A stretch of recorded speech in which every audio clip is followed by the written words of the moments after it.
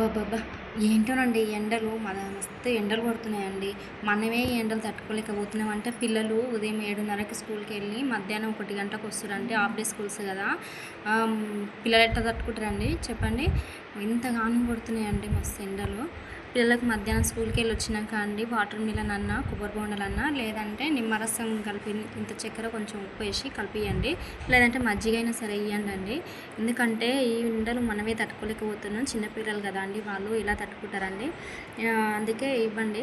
ఇంకోటేందంటే మనమేమైనా పనులు జేసుకోవాలనుకున్న గూడంగా ఉదయం పూటనే ఏమన్నా బయటికెళ్ళి తెచ్చుకోవాలనుకున్న గూడంగా ఉదయం పూటనే తెచ్చుకోనండి. మధ్యాహ్నం పూట అస్సలు ఎళ్ళకండండి. ఎండ దెబ్బ కొడతదండి. చాలా అంటే చాలా విపరీతంగా ఎండలు కొడుతున్నాయండి. ఈవినింగ్ అన్నా గూడంగా వెళ్ళొచ్చండి. ఈవినింగ్ అయినా ఏం గాదు. కానీ మధ్యాహ్నం పూట 10 దాటినంక వెళ్తే మాత్రం మస్తు ఎండలున్నాయండి. సాయంత్రం 6 వరకు ఎండనే ఉన్నాయండి. చాలా అంటే చాలా ఎండలు అసలుకి బయట అడుగు పెట్టలేకపోతున్నాం. జరసేపు ఇట్లా నిలబడితే అడుగు పెడితే చక్కరొచ్చేస్తుందండి. అందుకే చెప్తున్నా జాగ్రత్తలు ఎండాకాలం గదండీ! జర జాగ్రత్తగా ఉండండి.